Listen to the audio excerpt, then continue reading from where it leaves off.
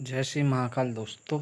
आज हम वैदिक साहित्य के काल निर्धारण करने वाले मैक्स मुलर के बारे में पढ़ते हैं। सबसे पहले हम मैक्स मुलर के बारे में पढ़ते हैं। इनका नाम मैक्स मुलर है, जो कि वैदिक वाङ्मय को निश्चित काल निर्धारण की दिशा में मैक्स मुलर ने सर्वप्रथम प्रयास किया है। सबसे पहले अपन को एक बात पता लग गई है कि जो मैक्स मुलर हैं, ने सर्वप्रथम वैदिक काल निर्धारण करने में प्रथम प्रयास किया है। इसलिए सभी विद्वानों का ध्यान इनकी ओर आकृष्ट हो जाता है। प्रारंभ में अधिकांश विद्वानों ने उसके मत को प्रामाणिक माना। बाद में कुछ ही ऐसे विद्वान थे जो मैक्स मुलर के समर्थक बने रहे।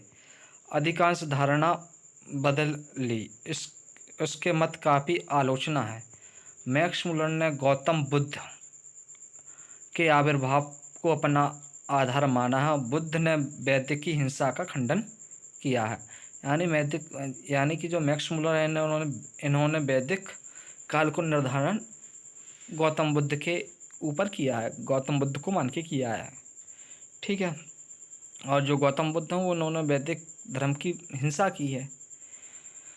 अतः वैदिक काल बुद्ध के जन्म से पूर्व होना चाहिए। इसके आधार पर उन्होंने वैदिक काल को 4 भागों में बांटा है। अब एक क्वेश्चन ये भी बन सकता है कि मैक्स मुलर ने वैदिक काल को कितने भागों में बांटा है, तो 4 कालों में बांटा है। भाई 4 काल कौन कौन से हैं? पहला काल है छंद काल, जो कि छंद काल है, वो 1200 से 1000 ईसा पूर्व है। ठीक है। इसमें मंत्रों की रचना की गई है। इसके बाद आता है मंत्र काल, तो जो कि मंत्र काल है वो 1000 से 800 ईसा पूर्व है। और इसमें जो मंत्रों की रचना हुई थी, उसमें संहिताओं का संकलन किया गया। ठीक है, मंत्र काल में। अब आता है ब्राह्मण काल।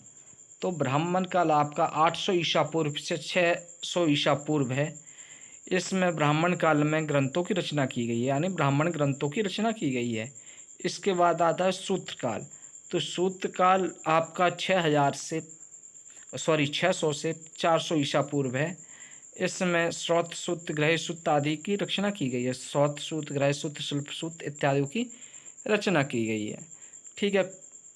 कुछ समय तक यह मत अत्यंत प्रचलित रहा, किंतु बाद में स्वयं मैक्स मुलर ने इस मत का अमान कर दिया और 1400 ईसा पूर्व के बोगाज कोई शिलालेख की प्राप्ति के बाद यह मत सर्वथा निरस्त हो गया। ठीक है। यानी एक बोगाज कोई शिलालेख था, उसकी प्राप्ति के बाद इनका जो मत था वह सर्वथा निरस्त कर दिया गया। अब आते हैं अपन ए वेबर के बारे में, जो कि ये वेबर हैं, यह जर्मन के विद्वान हैं। इन्होंने वेदों का समय निश्चित नहीं किया है। वे उस तिथि के बने हुए जहाँ तक पहुँचने के लिए हमारे पास उपयुक्त साधन नहीं है, ऐसा मानते हैं। वर्तमान प्रमाण में हम लोगों को उस समय के उन्नत शिखर तक पहुँचने में असमर्थ हैं, प्रोफेसर वेबर ने कहते हैं। वेदों के समय को कम से कम 1200 ईसा पूर्व या 1500 ईसा पूर्व के बाद कथमपि स्वीकार किया जा सकता है। प्रोफेसर ए वेबर ने अपनी पुस्तक हिस्ट्री ऑफ इंडियन लिटरेचर, इन्होंने एक पुस्तक कौन सी लिखी है? हिस्ट्री ऑफ इंडियन लिटरेचर में यह तक लिख दिया है कि वेदों का काल निर्धारण करने के लिए प्रयत्न करना सर्वथा बेकार है। ठीक है। इन्होंने इंग्लिश में लिखा, any such of attempt of defining the relic antiquity is obviously और फ्रूटेल्स। ठीक है। अब आते हैं जोकोबी और बाल गंगाधर का नाम ज्योतिष के आधार पर लिया जाता है। ठीक है। तो प्रसिद्ध जर्मन विद्वान श्री याकोबी ने भी ज्योतिष के आधार को माना है। उन्होंने ध्रुव तारे को अपना लक्ष्य बनाया है। विवाह संस्कार में ध्रुव पश विधि या ध्रुव तारा भी अपने स्थान से पीछे हटता है। उस आधार पर विचार करके उन्होंने ऋग्वेद का समय 4500 ईसा पूर्व से 2500 ईसा पूर्व माना है। अब आते हैं बाल गंगाधर तिलक। बाल गंगाधर तिलक ने ज्योतिष के गणना के आधार पर ऋग्वेद का रचना काल 6000 ईसा पूर्व से 4000 ईसा पूर्व माना है। इन्होंने विभिन्न नक्षत्रों बसंत पात, ठीक है, बसंत संपात यानी बेरनल इक्वेटल इक्योनस के आधार पर यह तिथि निर्धारित की है। इन्होंने वैदिक काल को 4 भागों में विभक्त किया है, जो कि विभिन्न स्तरों में वैदिक साहित्य के अंगों का उल्लेख किया गया है। सबसे पहले इन्होंने अदिति काल बांटा है, जो कि 6000 से 4000 ईसा पूर्व है। इसमें निमित्त मंत्र, गद्य और पद्यात्मक हैं। इसके बाद मृगशिरा काल, जो कि 4000 से 2500 ईसा पूर्व माना गया है। इसमें ऋग्वेद के अधिकांश सूक्त लिखे गए हैं। फिर इसके बाद आता है कृतिका काल, जो कि 2500 से 1400 ईसा पूर्व है। इसमें चारों वेदों का संकलन किया गया है। फिर आता है सूत्र काल या अंतिम काल, जो 1400 से 500 ईसा पूर्व है। इसमें सूत्र ग्रंथ लिखे गए हैं। इनके अनुसार वेदों की रचना 6000 ईसा पूर्व तथा संहिता रूप 2500 ईसा पूर्व से 1400 ईसा पूर्व के मध्य में हुई है। ठीक है, अब आते हैं एम विंटरनित्स। अपने इतिहास में विंटरनित्स ने भी सभी मतों को विस्तृत आलोचना के बाद अपना समन्वयात्मक मत दिया है। वैदिक काल का निर्धारण इन्होंने 2500 ईसा पूर्व से 500 ईसा पूर्व तक माना। इस प्रकार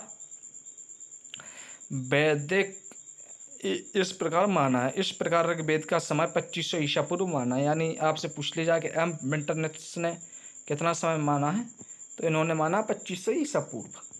ठीक है, अब अपन भारतीय मत पढ़ लेते हैं। भारतीय मत में सबसे पहले हम पढ़ते हैं स्वामी दयानंद। ठीक है, सरस्वती, यह आर्य समाज के प्रवर्तक हैं। इन्होंने आर्य समाज की स्थापना की है।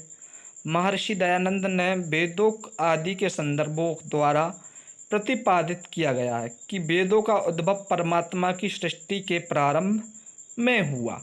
इन्होंने अग्नि से ऋग्वेद, वायु से यजुर्वेद, सूर्य से सामवेद प्रकट माना है। उससे ही अथर्ववेद का प्रकट माना है। ठीक है, अब आते हैं श्री अविनाश चंद्र दास। श्री अविनाश चंद्र दास ने ऋग्वेद में प्राप्त भूगोल एवं भूगर्भ संबंधी साक्ष्य के आधार पर ऋग्वेद का रचना काल 5000 ईसा पूर्व माना है। ऋग्वेद के एक मंत्र का वर्णन है कि सरस्वती नदी पर्वत हिमालय से निकलकर समुद्र में मिलती थी। पुरातत्व की गणना के अनुसार यह समुद्र राजस्थान में था। अब उस सरस्वती नदी और राजस्थान के समुद्र का लोप हो गया है।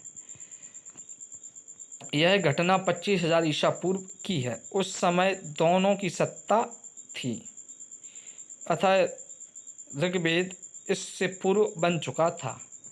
अब आते हैं श्री बालकृष्ण दीक्षित।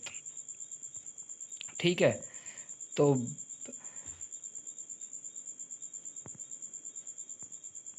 श्री बालकृष्ण दीक्षित, श्री शंकर बालकृष्ण दीक्षित, श्री दीक्षित ने उपयुक्त रूप से शतपथ ब्राह्मण के समय 2500 ईसा पूर्व मानकर चारों वेदों की रचना के लिए 1000 वर्ष का समय मानकर ऋग्वेद का रचना काल 3500 ईसा पूर्व माना है।